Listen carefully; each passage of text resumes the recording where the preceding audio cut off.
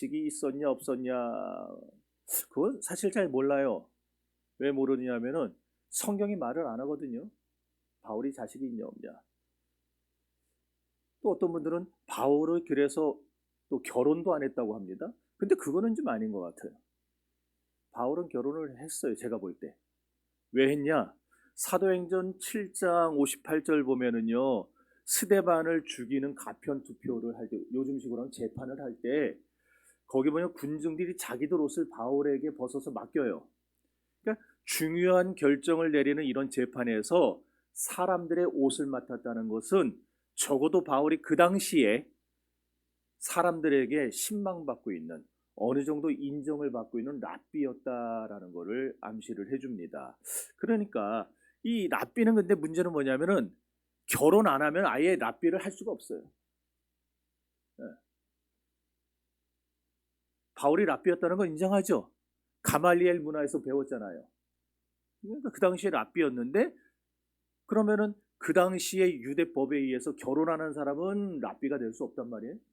그러니 비록 성경이 바울이 결혼했다 안 했다 얘기는 안 하지만 우리는 그런 성경의 배경적인 지식을 가지고 바울은 결혼했을 것이다 이렇게 본다 이거예요. 자, 그런데 이제 자녀 얘기가 없는 걸 보면 뭐 이유가 있겠죠. 젊어서 사별했다든지, 아니면은 어떤 아이를 낳을 수 없는 상황이었다든지, 이런 여러 가지 우리가 알 수 없는 상황들이 있지 않았을까라고 생각을 합니다. 그런데 이렇게 육신의 자녀는 없었지만은 바울에게는 영적인 자녀들은 꽤 많았어요. 중요한 거는 바울이 이런 영적인 자녀들을 양육하는 일에 있어서, 그들을 선택하고 그들을 키우는 일에 있어서 적어도 육신의 부모들이 자기 자녀에게 베푸는 정성과 사랑과 열정 이상을, 그 노력을 보여줬다라는 겁니다. 아마도 바울은 자기 신앙을 이런 영적인 자녀들에게 계승하는 일이야말로 자기 생애 가운데 가장 중요한 일이다. 이게 가장 소중한 유산이다. 그렇게 확실히 믿었던 것 같습니다. 그래서 오늘 본문 1장 4절에 이렇게 말을 합니다. 시작.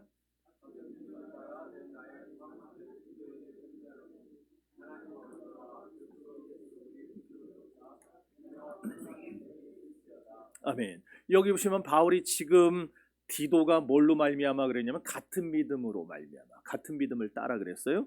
그러니까 똑같은 믿음이라는 거예요. 누가 똑같은 믿음이겠어요? 바울과 똑같은 믿음이겠죠. 그 바울과 똑같은 믿음을 따라서 자기의 참아들이 됐다 이렇게 얘기하고 있는 거예요. 바울이 자기 아들이라, 참아들이라 부른 사람이 성경에 적어도 셋이 나옵니다. 자, 디모데후서 1장 2절입니다.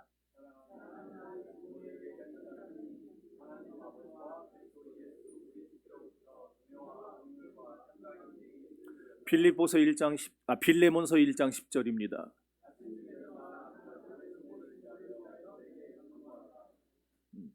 그러니까 바울이 지금 아들이라 부른 사람, 참아들이라 부른 사람이 누구냐면은 지금 셋이 나왔죠. 디도, 디모데, 오네시모. 자, 그런데 특별히 오네시모를 말할 때는 갇힌 자 중에서 낳은 아들이라 그랬어요. 이게 왜 그런 표현을 썼느냐? 바울이 로마 감옥에 갇혀 있을 때 오네시모를 만나요. 그리고 거기서 복음을 전합니다. 그래서 그를 예수 믿는 신자로 만들어요. 그래서 지금 바울이 오네시모를 말할 때는 내가 갇힌 자 중에서 낳은 아들이다. 내가 로마 감옥에 갇혀 있을 때 저를 만나 전도해서 예수 믿게 되었다. 이 얘기를 하고 있는 거예요. 자, 그렇다면 지금 바울이 어떤 사람들한테 아들이라고 부르는지 이제 감이 오시나요? 어떤 사람들한테? 바울은 자기가 직접 전도해서, 그리고 직접 양육한 사람, 그 사람을 자기의 아들이라 딸이라, 자기 자녀라 이렇게 부른다는 거예요. 사실 바울이 이 세 사람한테만 전도했겠습니까? 수없이 많은 사람한테 했겠죠. 근데 그 많은 사람들 중에 특별한 신앙적 영향력을 끼쳤던 이 세 사람에게만 자기의 자녀라고, 아들이라고 그렇게 불렀던 거예요. 중요한 거는 이렇게 믿음의 자녀들이 있었기 때문에, 디도나 디모데나 오네시모 같은 믿음의 자녀들이 있었기 때문에 바울의 사역이 끊어지질 않아요. 그가 죽은 이후에도, 바울이 죽고 순교한 후에도 계속해서 바울의 복음과 바울이 전한 예수의 말씀이 끊임없이 계승되어 나갈 수 있었던 겁니다. 이런 걸 볼 때 믿음의 계승이라고 하는 게 얼마나 중요한가 하는 걸 우리가 알 수가 있는 것이죠. 한번 생각을 해보세요. 우리가 죽어서 세상을 떠납니다. 그때 누군가가, 남겨진 사람들 중에 누군가가 우리를 떠올리면서 참 저분은 내 믿음의 아버지셨어, 저분은 내 믿음의 어머니셨어, 이렇게 말하는 사람들이 있다면 우리는 이미 이 세상을 떠났지만 우리가 천국에서 얼마나 영광스럽고 얼마나 놀라운 상급을 받아 누리겠습니까? 하지만 아무나 다 우리를 보고 믿음의 아버지, 믿음의 어머니라 부르진 않겠죠. 누가 그렇게 부를까요? 내게 신앙적인 충격을 받은 사람들. 나쁜 충격이 아니고 선한 충격. 그래서 선한 영향력이란 말이 나오죠. 내가 정말로 영향력을 끼쳐서 변화시켜 놓은, 내가 변화시킨 건 아니지만 그 안에 계신 성령이 변화시킨 거지만 어쨌든 내가 복음을 전하고 내가 양육하고 내가 기도하고 내가 바른 길로 이끌어줘서 온전한 신앙길로 들어서게 만들어준 그 사람, 그런 사람들이 나를 떠올리면서 내 믿음의 아버지셨어, 내 믿음의 어머니셨어, 그러지 않겠어요? 그러므로 여러분, 오늘날 우리에게 복음을 듣고 배운 사람들 가운데 나의 신앙을 전폭적으로 계승할 수 있는 사람들이 나와줘야 됩니다. 그럴 때 그 사람을 내 믿음의 아들이다, 내 믿음의 딸이다, 그렇게 부를 수가 있는 거예요. 이런 믿음의 계승이 오늘 이 자리에 있는 저와 여러분에게 나타나기를 바랍니다.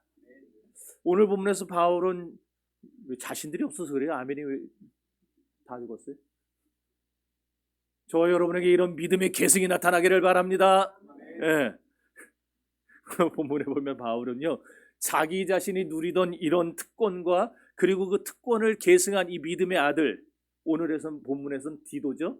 이 디도에 대한 기대감을 지금 소개를 하는데, 먼저 바울이 자기 삶의 특권이 뭐였는가, 바울이 나는 이런 특권이 있어라고 말한 게 뭐였는가 한번 읽어봅시다. 디도서 1장 1절입니다.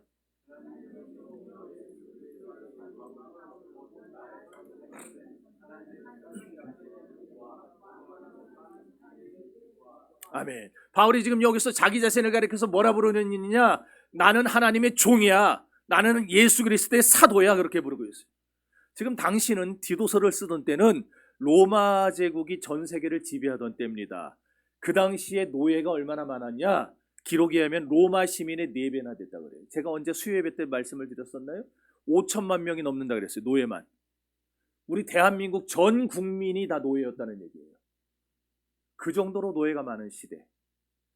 그런데 그 노예들 중에도요, 노예라고 다 똑같은 노예가 아니었던 것 같아요. 황제의 노예하고 일반 평민의 노예하고 급이 틀리다라는 거예요. 그런데 뭐 황제의 노예든 평민의 노예든 조금 뭐 대우는 달라지고 그럴 수는 있어도 노예라는 사실은 변해요, 안 변해요? 안 변하죠. 노예가 되면 자랑스럽겠어요, 안 자랑스럽겠어요? 자랑스러울 거 없잖아요, 노예가 됐다라는 게. 근데 지금 바울은 자기를 소개하는 제일 첫머리의 말을 나는 그리스도, 나는 하나님의 노예라, 이렇게 말해요. 우리 단어로 표현할 때, 한글로 표현할 때, 우리 옛날에는 노예라는 말이 없고 종이라는 말이 있었기 때문에 종으로 표현한 거지, 이건 노예라는, 원어에 보면 노예라고 되어 있어요. 지금 자기 신분을, 여러분들 누구한테 자기 소개할 때 그렇게 얘기하고 싶겠어요? 옛날에 우리나라 못 살 때에는 저 시골에서 올라와가지고 가정주부, 파출부, 뭐죠? 가정부라 그랬나요? 식모. 어떻게 한대? 한만 봐도 나랑 비슷한데, 연배가. 식모라 그랬단 말이에요. 근데 그 당시에 그거를 그 사람들이 자랑스러워했었어요? 안 그러죠. 나중에 나이 먹고 결혼하고 했을 때도 그걸 자랑스럽게 오픈하는 경우가 없죠. 숨기려고 하지. 노예가 결코 드러내놓고 자랑하고 싶은 그런 신분은 아니었을 겁니다. 그런데 지금 바울은요, 아주 자랑스럽게 떳떳하게 나는 하나님의 노예야, 이렇게. 무슨 인권이 있고 무슨 자유가 있겠어요? 그런데도 바울은 스스로 비하하는 심정으로 말하는 게 아니에요. 굉장히 자부심에 가득 찹니다. 본문을 읽어보면 그렇다면은 오늘 여기서 우리가 깨달을 수 있는 것은 오늘 저와 여러분이 누구의 종이 되고 누구의 노예가 되느냐에 따라 우리는 마땅히 자부심을 가질 수도 있을 것이고 반대로 자괴감에 빠져서 자기 비하를 하며 살아가는 인생이 될 수도 있을 거라는 얘기입니다. 그렇다면 여러분은 오늘 누구의 종입니까? 여러분은 누구의 종으로 부르심을 받았습니까? 사람의 종입니까? 그럼 하나님의 종입니까? 사람의 종이 되지 마십시오. 하나님의 종이 되시기를 바랍니다. 중요한 것은 하나님은 예나 지금이나 누구를 쓰시느냐? 자원하는 사람을 쓰세요. 그리고 바울은 또 여기 자기 자신을 가리켜서 예수 그리스도의 사도라 불러요. 사도가 누구겠어요? 사도라는 말은 뭐예요? 보내심을 받은 자가 사도예요. 보내심을 받은 자. 그래서 보냄을 받아서 자기 주인을 대표하는 사람. 요즘식으로 표현하면 대사예요, 대사. 우리 대한민국의 주권을 가지고 국민들에 의해서 파송받아서 미국이나 일본이나 중국이나 어느 나라에 가서 그 나라와 협력하고 그 나라와 뭐 이렇게 상의하고 우리나라의 이익을 지키는 그런 대사들. 그런데 바울이 지금 자기를 가리켜서 나는 그리스도로부터 하나님께로부터 파송받은 대사라고 말하고 있는 거예요. 그러니까 바울은 지금 굉장한 특권으로 여긴 게 두 가지가 있었는데 내가 하나님의 노예라는 걸 특권으로 여겼고 또 하나는 하나님께 보냄받은 대사라는 사실을 특권으로 여겼다라는 거예요. 마찬가지로 오늘 저와 여러분도 우주 만물의 주관자요, 구원자요, 심판주로 오실 예수 그리스도로부터 이 세상에 파송받은 대사라는 사실을 기억할 수 있기를 바랍니다. 바울이 그걸 특권 중에 특권이라 생각했듯이 오늘 여기 있는 이 시대에 예수 믿는 저와 여러분도 우리가 하나님의 종이라는 사실을 그리고 하나님께로부터 보내심을 받은 자라는 사실을 부끄러워하지 마시고 자랑하며 살 수 있기를 바랍니다. 그런데 바울은 이런 특권들이 도대체 어떻게 나에게 주어지게 됐는가? 그걸 설명하면서 자기가 가지고 있는 재산이라는 것에 대해서 말을 합니다. 그 재산 때문에 자기가 바울 됐고 그 재산 때문에 하나님의 종이 됐고 그 재산 때문에 그리스도의 대사가 됐다, 사도가 됐다 말을 하는 거예요. 그렇다면 오늘 우리들도 그 재산이 있을 때, 그 재산을 소유할 때 하나님의 종이 되고 그리스도의 대사가 될 수 있지 않겠느냐. 그럼 바울이 소유한 재산이 뭔가? 첫째로 믿음의 재산입니다. 1절 다시 읽습니다.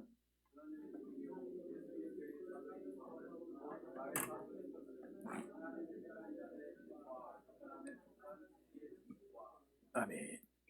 여러분, 우리 믿음이라는 건요, 아브라함으로부터 시작이 되죠. 믿음의 조상 아브라함으로부터 시작이 된 그 믿음이 믿음의 선진들을 통해서 이삭과 야곱과 요셉과 그 다음에 뭐 수많은 여러분이 알고 있는 성경의 위인들을 통해서 그리고 신약의 사도들과 그들에게 복음을 전해들은 우리 신앙의 선배들을 통해서 쭉 내려오고 있는데 아브라함이 믿었던 믿음과 우리가 믿는 믿음이 다른 믿음일까요? 다른 믿음이 되면은 어떻게 되겠어요 이게? 문제가 심각해지죠. 그러니까 비록 시간적인 갭은 수천 년이 있지만 아브라함이 믿었던 믿음이 동일하게 흘러내려오다가 오늘 우리에게 들어온 겁니다. 그러니까 같은 믿음이에요. 같은 믿음. 그렇죠? 그래서 바울은 오늘 본문에서 자기의 믿음을 나만 가지고 있는 특별한 믿음이야라고 안 했어요. 오늘날 어떤 사람들은 자기 믿음이 대단히 특별한 줄 알아요. 특별한 믿음 아니에요. 우리의 선조들도 우리 신앙의 선배들도 다 그와 같은 믿음으로 살았습니다. 그리고 오늘 그 믿음이 내게 온 거예요. 그래서 바울은 뭐라 부르느냐? 하나님의 택하신 자들의 믿음이라 그래요. 하나님의 택하신 자들의 믿음. 그러니까 하나님이 택하신 사람은 아브라함이든지 아니면은 이사야든지 이 시대에 있는 우리든지 다 똑같은 믿음, 동일한 믿음을 가졌다고 얘기해요. 그렇다면 이제 우리 다음 세대에게 우리의 믿음을 전해줘야 될 텐데 우리는 나만의 특별한 믿음을 전해줘야 될까요? 어떤 믿음을 전해줘야 되겠습니까? 내가 받은 그 동일한 믿음을 그대로 전해줘야 되겠죠. 그렇지 않겠어요? 그러니까 우리는 나만 아는 나만 특별한 어떤 게 아니라 성경이 말씀하고 있는 그리스도에 대해 예언하고 그 그리스도께서 성취하신 이 성경의 말씀, 이 예언을 내 믿음으로 삼아 내 후대에게도 거기다가 뭘 더하거나 뭘 빼지 말고 있는 그대로 전수해 줘야 될 것입니다. 그게 우리 믿음의 재산이에요. 그래서 4절에 보면은 바울이 디도를 가리켜서 같은 믿음을 따라 된 나의 참아들 그렇게 불러요. 그러니까 우리가 같은 믿음을 받았기에 우리가 오늘 바울에게 또는 그리스도께 어떤 평가를 받느냐? 너는 그리스도인이야. 너는 예수쟁이야. 이런 평가를 받고 있단 말이에요. 그럼 우리도 이 믿음을 똑같이 전해줘야 우리 다음 세대가 우리는 이 세상에 사라지는 날이 오더라도 우리는 다 떠나는 날이 오더라도 그 다음 세대가 그리스도께 너는 그리스도인이야. 너는 예수쟁이야. 똑같은 평가를 받지 않겠어요? 잘못 물려주면은 그런 평가가 나올까요? 그냥 우리에겐 책임이 있는 거예요. 바른 믿음을 물려줘야 됩니다. 바른 믿음을 전수해줘야 됩니다. 이 믿음 때문에 우리가 받은 믿음은 A인데 B를 물려주면 안 된다라는 거예요. 우리 어른들 A와 B 모르나요? 우리는 내가 받은 그 믿음 그대로 전수해줘야 됩니다. 그래야 그 믿음 때문에 바울이 그리스도의 종이 되고 그리스도의 대사가 됐던 것 같이 오늘 나도 그리스도의 종이 되고 그리스도의 대사가 될 수 있으며 우리의 자녀들도 그리스도의 종이 되고 그리스도의 대사가 될 수 있는 거예요. 우리 교회는 시간이 가고 세월이 가고 세대가 바뀌어도 우리는 똑같은 믿음을 전해줘야 되고 똑같은 믿음을 이어받아야 됩니다. 두 번째로 바울이 자랑한 재산은 어떤 재산이었느냐? 지식의 재산이에요. 1절 다시 읽습니다.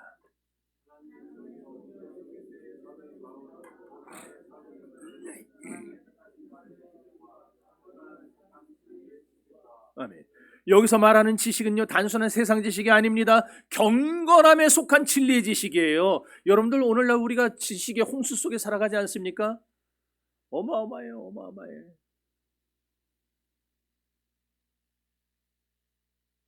언젠가 지난주에 우리 송 집사님 저한테 그랬나? 요즘엔 AI가 다 알려준대요. 어떤 사람은 포트폴리오, 재정 관리를 어떻게 해야 될지, 내가 재산이 얼마 있는데 이거 관리 어떻게 해야 될지 그것도 알려준대요. 집어넣으면. 참나. 아, 내가 너무 빨리 태어났어 내가. 그런 지식 속에 살아가요. 그런데 그 많은 지식들이 다 우리에게 유익한가? 이 세상에 있는 모든 그런 세상적인 지식들이 우리에게 다 유익한 거냐 하면은 그렇지는 않아요. 우리를 유익하게 만드는 것은요, 진리의 지식입니다. 심지어 바울은 이 진리의 지식 앞에 어떤 수식어를 붙였냐면은 경건함에 속한이라는 수식어를 붙여요. 근데 이 경건함에 속한이라는 단어는 원래 뜻대로 번역을 하면은 경건함에 이르는이라고 바꿔줘야 돼요. 그러니까 경건함에 이르는 지식, 진리의 지식. 그 지식이 우리에게 있어야 된다. 그것이 있을 때 그것이 우리에게 진정한 재산이다. 지금 그 얘기를 하고 있는 거예요. 그러니까 결국 우리를 경건함에 이르게 하는 지식이 있기 때문에 우리가 그리스도인이 된 겁니다. 하나님이 종이 되고 그리스도의 대사가 된 거예요. 성도 여러분, 저와 여러분이 소유한 이 지식, 이 진리의 지식은 단순히 우리를 구원에 이르게 하는 데서 끝이지 않습니다. 우리를 구원에 이르는 데서 끝이지 하지 않고 어디까지 끌고 가느냐 하면은 경건한 삶까지 우리를 이끌어갑니다. 그러니까 무슨 말이냐? 구원받은 걸로 만족하는 사람이 되지 마시고 여러분이 구원받은 사람이라면 경건에 이를 수 있어야 된다는 거예요. 경건에. 근데 여기서 조심해야 될 게 뭐냐면은 우리가 경건이라고 할 때 자꾸 착각들을 합니다. 열심히 기도하고 예배에 빠지지 않는 거, 그게 경건이라고 생각할 수 있는데 그건 경건이 아니에요. 오늘 원문이 말하는 경건은요, 영어의 번역을, 영어에 경건이라는 단어가 두 개가 나와요. 파이어티라고 하는 단어. 근데 그게 아니라 오늘 본문에 사용한 거는 godlessness라는 말이에요. godlessness. 이해하세요? 제가 얘기했죠? 저는 영어를 밤에 배워서 아침에는 발음이 안 좋다고. godlessness. 그런데 그래서 NIV나 NASB 같은 영어 성경에 보면은 전부 다 파이어티가 아니고 godlessness를 썼어요. 뜻이 뭐냐면은 하나님 같다는 거예요. 하나님 닮았다. 내 자식이 나 닮아야 되는 거 아니에요? 나 안 닮으면 그거 문제 심각해지죠. 네. 나 닮아야 내 자식이지. 그러니까 우리 그리스도인들은 경건에 이르러야 되는데 구원받은 걸로 끝나지 말고 우리는 하나님을 닮아가야 돼요. 그러니까 단순히 예배만 안 빠지고 기도 열심히 하고 헌금생활 열심히 하고 그게 아니고 우리는 매일매일 하나님을 닮아가야 됩니다. 그게 경건이에요. 그러다 보면 예배 안 빠지게 되겠죠. 기도 열심히 하게 되겠죠. 다른 것도 굳이 얘기 안 해도 하게 되겠죠. 그 삶이 와야 된다는 그 삶이. 그러므로 그 사람의 신앙인격 그리고 그 사람의 삶이 하나님을 닮았을 때 저 사람이 경건하다 그렇게 말을 하는 거예요. 그렇습니다. 오늘 여기 있는 저와 여러분의 신앙인격이 하나님 닮은 삶이 되기를 바랍니다. 그렇게 돼서 우리가 세상에 비그리스도인들에게 영향력을 끼쳐야 돼요. 사람들이 우리를 보면서 아유 조용해 조용해 너나 잘해 이게 아니라 우리가 얘기하면 정말 그래? 그렇게 하면 될 것 같아? 우리가 그들에게 영향력을 끼치는 삶이 돼요. 믿습니까? 그런데 그런 삶이 바로 진리의 지식을 소유할 때 가능해진다. 진리의 지식을 소유할 때. 진리의 지식을 소유한 사람이 그런 경건한 삶을 살 수 있다는 거예요.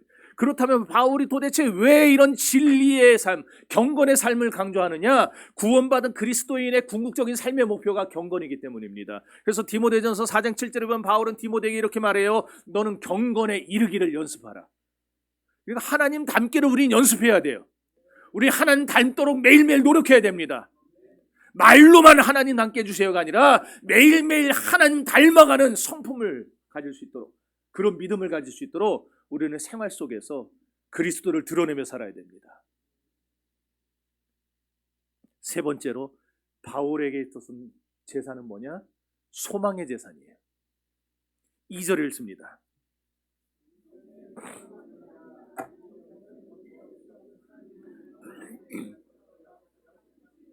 아멘. 여러분 예수 믿는 성도들이 소유한 재산 중에 믿음의 재산, 지식의 재산, 영생의 소망의 재산 이 셋 중에 이 영생의 소망보다 더 큰 재산은 없어요. 다 있어야 되고 다 중요하지만 그러나 조금 더 이 영생의 소망. 다시 말해서 여러분 그런 말도 들어보셨죠? 누구에게 물어볼까요? 물어보면 또 고개를 돌릴 것 같은데 벌써 돌려요 지금 물어볼까 봐. 지금 당장 죽어도 천국 갈 자신 있습니까? 벌써 아멘 하는 사람 반이 되잖아요. 아멘 못하는 사람. 천국 갈 자신이 없는 거예요. 영생의 소망이 없는 거예요. 어떤 분은 그럽니다. 아니 뭐 내가 추워서 천국 가고 뭐 그 다음에 영생을 얻고 못 얻고 하나님만 하시는 건데 우리가 건방지게 어떻게 내가 영생을 얻었다 천국 간다 말을 합니까? 아이 그건 교만한 거지. 그 빠른 말 아니에요. 왜냐하면은 성경에 뭐라 그러냐? 요한일서 5장 13절 읽어봅시다.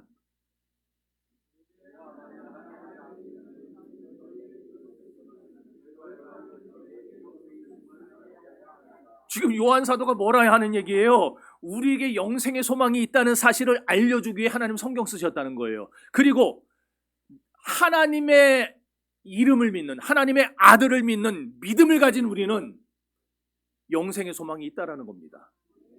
그러니까 지금 영생의 소망이 있다고 확실히 대답 못하는 사람은요 곰곰이 자기 자신을 들여다봐야 돼요. 나는 진짜 예수 믿는 믿음이 있는 사람인가? 나는 정말 예수를 믿고 있는가? 아니면 예수 믿는 척을 하고 있는 것인가? 생각해봐야 돼요. 영생의 소망은요 예수 믿는 사람에게는 바늘과 실이에요. 당연히 따라와야 됩니다. 여러분 다음에 또 물어볼 때 그때는 여기 있는 모두가 다 나는 지금 죽어도 천국 갈 수 있다고 대답할 수 있기를 바랍니다. 그리고 여러분 믿지 못하는 자가 되지 마시고 믿는 자가 되시기를 바라요. 명심하십시오. 오늘 우리 그리스도인들에게 주어진 놀라운 특권 중에 하나가 바로 영생의 소망이에요. 이 소망이 있으니까 내가 그리스도인이라고 불리는 겁니다. 이 소망이 없으면 나나 저 밖에 있는 사람들이나 다를 게 없잖아요. 그렇죠. 이 소망이 없는데 나도 죽어서 천국 갈지 못 갈지도 모르겠고 하나님이 있는지 없는지도 모르겠고 그럼 저 사람들하고 나하고 다른 게 뭐가 있어요? 하나님은 지금도 살아계시고 하나님은 나에게 역사하여 주시고 하나님은 나를 붙들어 주시고 하나님은 나를 데리러 다시 오실 것이고 나는 죽으면 반드시 천국 간다. 이 믿음이 있으니까 저 사람들하고 다른 거죠. 교인들이 그 다른 믿음이 있어야 되는 거죠. 그 믿음이 있어야, 그 소망이 있어야 내가 그리스도인이 되는 것이고 하나님이 종이 되는 것이고 그리스도의 대사가 되는 거예요. 또 바울은 디도를 4절에서 뭐라 부르냐면 나의 참아들이라 그래요. 참아들. 우린 여기서 바울이 디도를 얼마나 깊이 신뢰하고 사랑하고 있는가를 깨달아 알 수 있습니다. 그리고 여러분들도요, 믿음의 참아들, 믿음의 참딸들을 많이 찾아서 계승하셔야 돼요. 계승하셔야 돼요. 아멘을 아무도 안 하네 지금. 아멘. 계승하셔야 돼요. 그러니까 여러분만의 디도, 여러분만의 디모데가 있어야 된다는 얘기예요. 바울이 디도를 택한 게 얼마나 지혜로운 선택이었는가. 디모데후서 2장에 보면 이런 말씀이 나옵니다.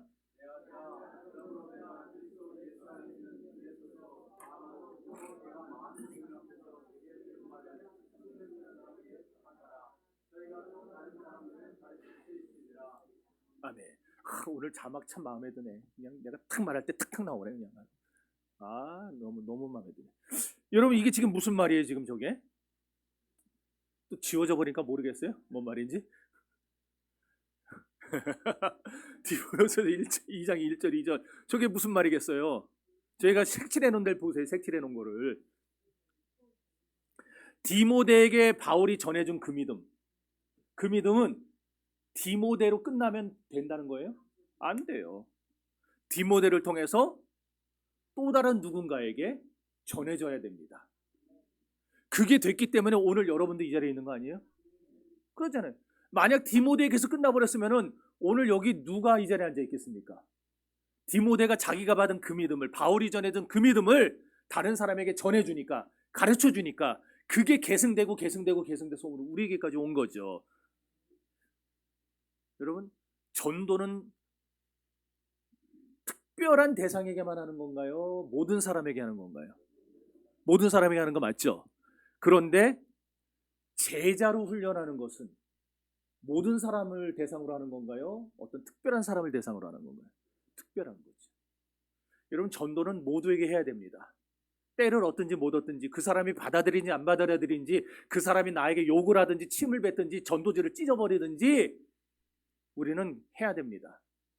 그러나 제자로 삼는 것은 그들 중에 예수를 믿기로 작정하고 그리고 영생의 소망이 있고 열망이 있는 자들을 뽑아서 그들에게 내가 가지고 있는 이 믿음을 가르쳐 줘야 됩니다.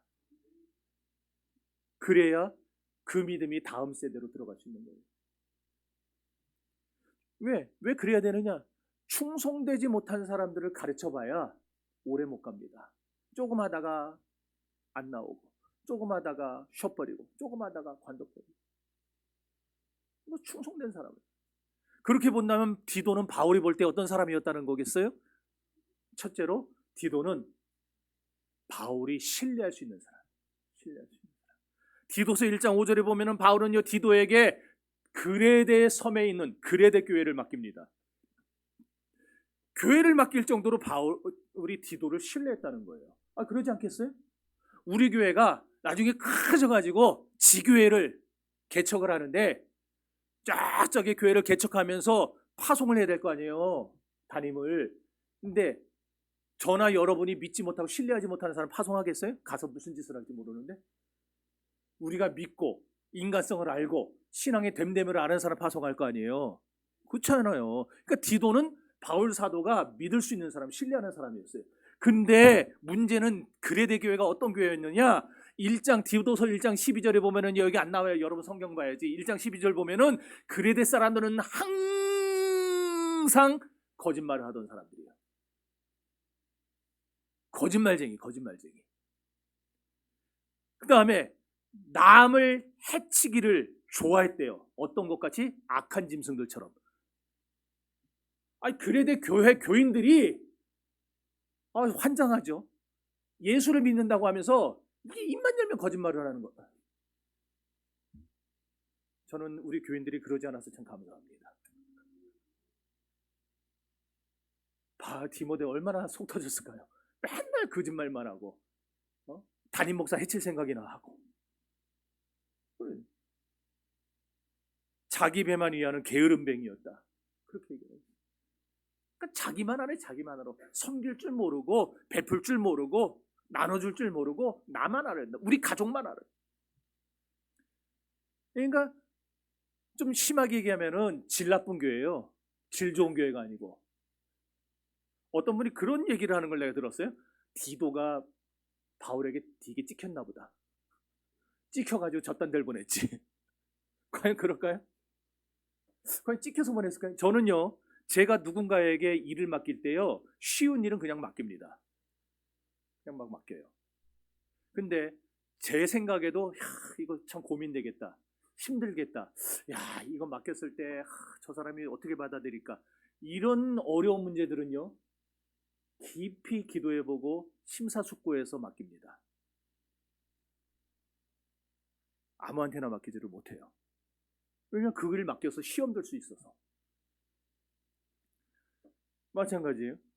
그러니까 여러분들이 혹시나 제가 내년에 이 일 좀 해주세요 맡겼을 때 여러분 생각에 어렵는데 저거 왜 나한테 하라 그럴까? 이런 얘기 생각이 든다면은 황 목사가 여러분을 많이 믿고 있구나, 많이 신뢰하고 있구나, 그렇게 생각하셔야 돼요. 아멘. 그래야 된다니까. 자, 그럼 성경에 바울이 디도를 신뢰했다는 증거가 있는가? 있어요. 또 다른 증거가 갈라디아 2장 1절입니다.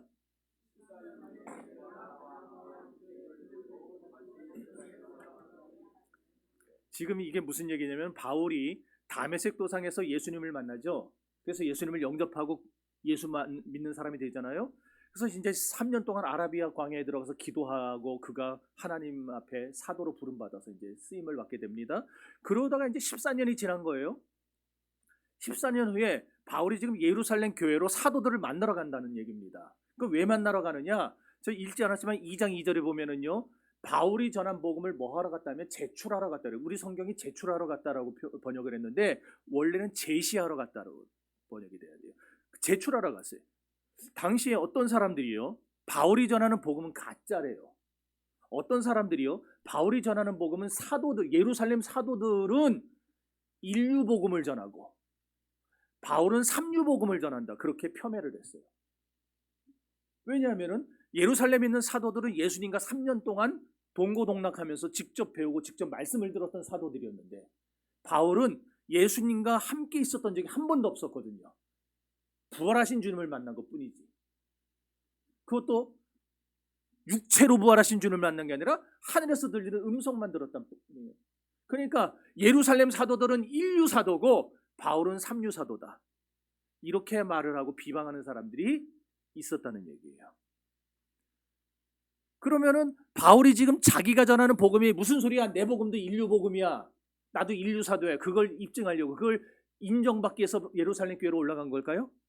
그런 의도일까요? 갈라디아 2장 1절이 어떤 의도겠습니까? 아까 얘기했지만 2장 2절 보면은요, 계시를 인하여 갔다 그래요. 계시를 인하여. 무슨 얘기냐? 바울이 가고 싶은 게 아닌데 갈 이유는 없어요. 왜? 나는 내가 전하는 복음은 확실하게 예수께서 나에게 주신 복음이니까 꿀릴 게 없어요. 그런데 하나님이 가라 그런 거예요. 하나님이 가라고. 내가 하고 싶어서가 아니라 하나님이 시켜서 간 거예요.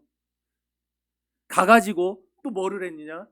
사도들에게 바울이 전하는 복음을 제시했다는 건 뭐냐면은, 그랬더니 사도들이 그 복음을 듣고 뭐라 하는지 아세요? 바울이 전한 복음과 우리가 전한 복음이 차이가 없다, 똑같다, 그렇게 얘기를 해줘요. 그래서 바울이 전한 복음이 삼류 복음이야, 바울은 삼류 사도야, 그런 말이 쏙 들어갑니다. 바울은 안 가고 싶었지만 하나님이 결국 바울의 사역을 더 확장력 있게 쓰시기 위해서 그런 일들을 하셨다는 거예요. 그런데 그런 중요한 자리에 바나바를 데려간 건 이해가 돼요. 왜냐하면 예루살렘 모든 교인들도 바나바를 신뢰하고 존경하고 있었으니까. 근데 디도를 데려가요. 헬라인 디도, 유대인도 아닌 디도를. 이거는 바로 디도를 바울 사도가 굉장히 신뢰했다는 증거가 되는 겁니다. 중요한 거는 이렇게 바울이 신뢰했기 때문에 그에게 가장 어려운 사역을 맡길 수 있었던 것처럼 오늘 저와 여러분도 신뢰할 수 있는 사람을 택해서 그들에게 내가 가진 믿음을 계승해 줘야 우리 교회가 다음 세대에도 그 다음 세대에도 활발하게 복음 사역을 감당할 수 있게 되는 것입니다. 그러므로 하나님의 일을 하는 데 있어서 그 교회의 재정이 얼마나 풍부하냐가 중요한 게 아니에요. 풍부하면 좋죠. 그렇잖아요. 저도 롯데캐슬에 살고 싶지. 이번 주에도요 사택에 빚 막 샜어요. 그래서 대야 갖다 놓고 내가 샀다니까요. 누가 여기 살고 싶겠어요? 나도 롯데캐슬 가서 야경 보면서 안양쯤 끝내주는구나 이렇게 하고 싶지. 근데 돈이 있으면은 유익은 하겠지만 그게 중요한 건 아니에요. 교인이 얼마나 그 교회에 많으냐. 목사들 모임 가면은요 교회 몇 명 나와? 맨날 그거 물어요. 그래서 저는 뭐라 대답하는 전에 나올 만큼 나와 그래요. 나올 만큼 나와.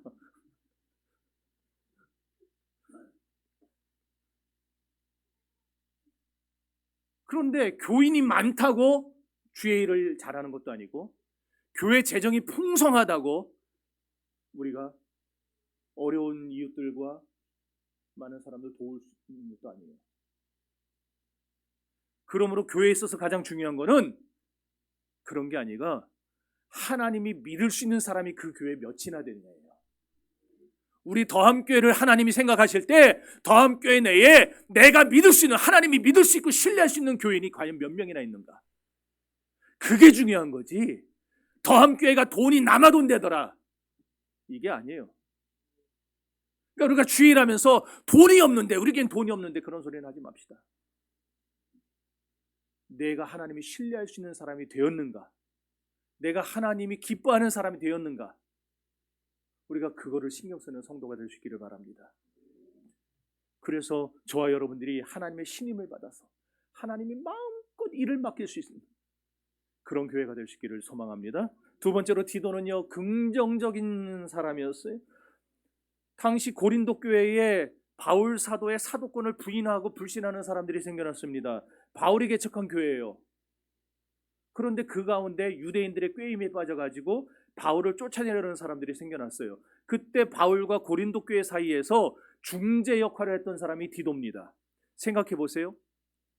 누군가 여러분과 어떤 사람이 지금 다툼이 생기고 싸움이 벌어지는데 그 사이에서 중재해주는 사람이 평소 부정적인 말과 행동을 많이 하는 사람이라면은 그 사람에게 믿고 중재를 맡길 수 있을까요?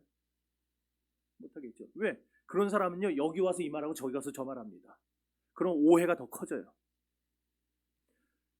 그런데 디도는 바울과 고린도 교회 사이에서 아주 아름다운 중재의 결과를 낳아요. 그래서 바울이 고린도서 7장 13절에 이렇게 얘기합니다.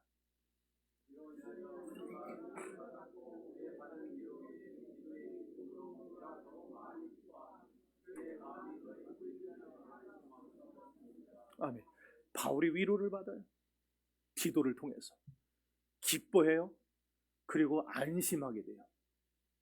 중재 역할을 잘했다는 거예요. 이렇게 디도는요 위로의 사람이었고 기쁨의 사람이었어요. 디도는 일을 복잡하게 만드는 사람이 아니라 도리어 일을 풀어나가는 사람이었던 거예요. 그러니까 디도가 있으면요 그 사회가, 그 교회가, 그 공동체가 기쁨이 있는 공동체로 바뀌어나가요. 문제가 있던 공동체가 문제가 해결되는 공동체로 바뀌어나가요. 왜? 디도가 매사에 긍정적인 사람이어서 그렇습니다. 하나님은 부정적인 사람에게 일을 맡기는 게 아니고 긍정적인 사람에게 맡기십니다. 오늘 저희 교회에, 우리 더함교회에 있는 우리 모든 성도들이 이와 같이 하나님 앞에서 문제를 해결할 수 있고 염려를 기쁨으로 바꿀 수 있고 성도들에게 안심을 줄 수 있는 그런 디도와 같은 성도들이 많아지기를 주의 이름으로 축원합니다. 마지막 세 번째로 디도는요 용기 있는 사람이었어요. 자, 고린도후서 8장 16절 읽어봅시다.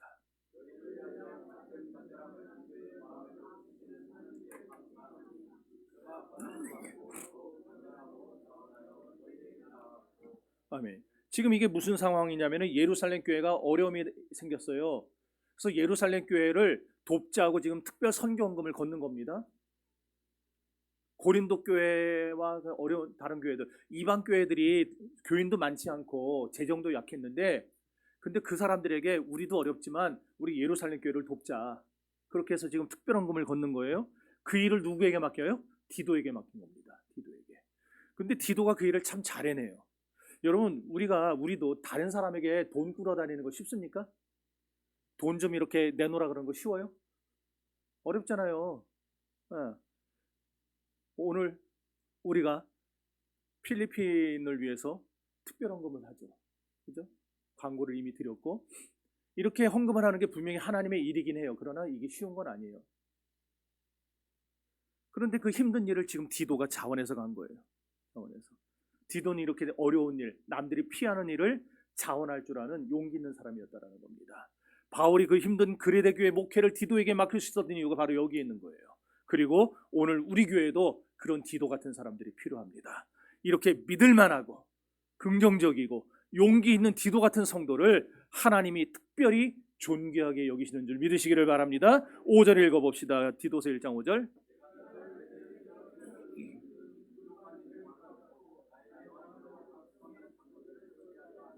따라합시다. 부족한 일을 바로잡고. 그레데 교회에는요, 성장하는 과정에서 잘된 일도 있었지만은 잘못된 일도, 부족한 일도 있었어요. 그래서 바울이 그걸 바로잡으려 했다라는 거예요. 그래야 교회가 더욱 온전해지니까, 교회가 더욱 성경적인 교회로 성장해 나갈 수 있을 테니까. 그런 그레데 교회에 부족한 게 뭐였느냐? 우선 장로가 없었어요. 오늘날에는 칠이만 하는 칠이장로, 시무장로라 부르죠. 칠이장로와 목회와, 그러니까 설교와 칠이를 겸하는 목사장로, 이렇게 나눠집니다. 오늘날의 장로는. 그런데 바울이 심호하던 그 당시에는 장로가 그렇게 구별되지 않고 모든 걸 다 통합해서 했어요. 그래서 어디에서는 장로라 나오고 어디에서는 감독이라 나오고, 감독은 뭐냐면 목사란 얘기예요. 이렇게 번갈아 가면서 사용을 해요. 그 일을 다 했으니까. 자, 근데 어쨌든지 간에 지금 바울이 그레데 교회에 부족한 걸 바로잡기 위해서 디도를 보냈다. 너를 거기 남겨놨다. 그럼 뭐가 부족합니까? 그랬더니 장로가 없다. 장로를 세워라. 그러는 거예요. 그러니까 교회 장로를 세우는 게 굉장히 중요한 일이라는 거죠. 그러니까 여러분들, 왜 장로를 세우는 게 중요하냐? 장로는, 목사는 영적 지도자이기 때문입니다. 영적 지도자. 그러니까 교회를 책임지는 지도자가 장로예요. 교회를 책임지는. 따라서 교회에 장로가 1명이 있든 100명이 있든, 뭐 교인들이 10,000명이 넘어가면 100명도 넘겠죠. 순복음 교회는 장로만 1,000명이 넘는다니까.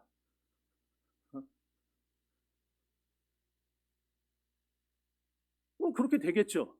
근데 1명이 있든 100명이 있든 1,000명이 있든 그 장로가 세워져서 당회를 통해 결정하게 되면은요, 교인들은 그 결정에 따라줄 줄 알아야 돼요. 왜? 교회를 책임지는 영적 지도자이기 때문에. 여러분들, 그래서 장로 세울 때 처음에 잘 세워야 되는 거예요.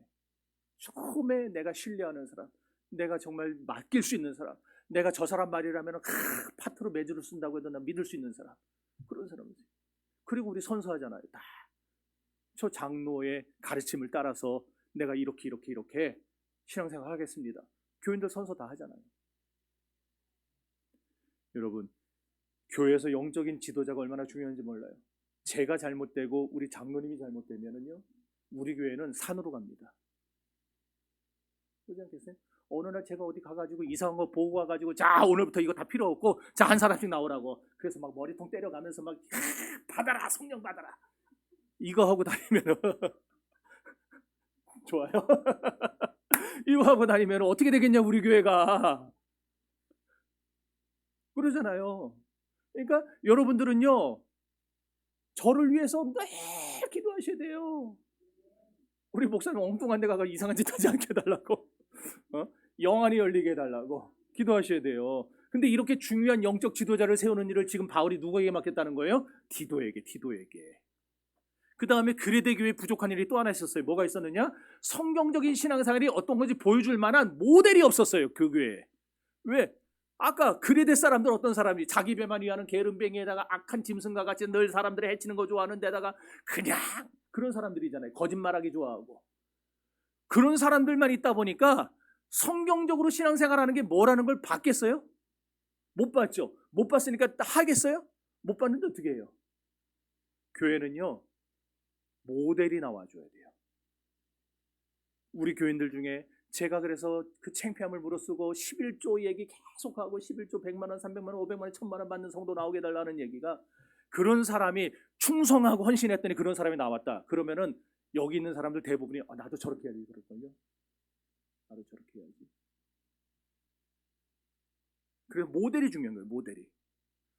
그레데 교회에 모델이 없다 보니까 바울이 모델이 있어야 되겠다. 그래서 그 모델을 누구로? 디도를 세워서 그 교회의 모델이 되어주라고 보내준 거예요. 여러분, 오늘날 교인들 가운데 자 한번 이거 읽어봅시다. 디도서 1장 16절.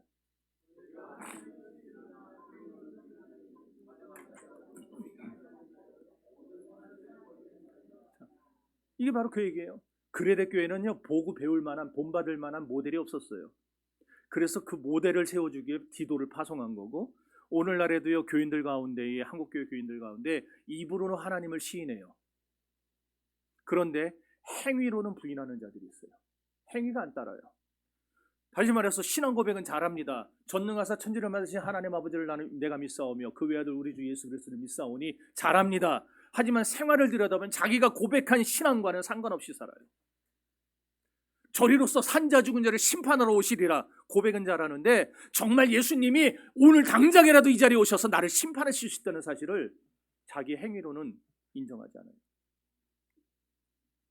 이게 바로 입술로 시인한 하나님을 행위로 부인하는 거예요. 이런 사람을 뭐라 부르느냐? 우리가 지난주에 웨스트민스터 신앙 소위를 문답 그 강의에서 제가 가르쳐 드렸죠.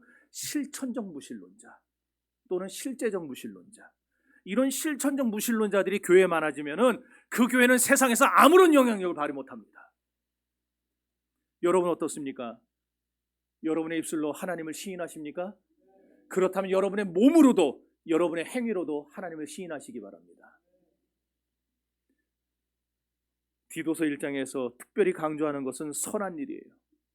구원받은 그리스도인들에게는 선한 일이 있어야 됩니다.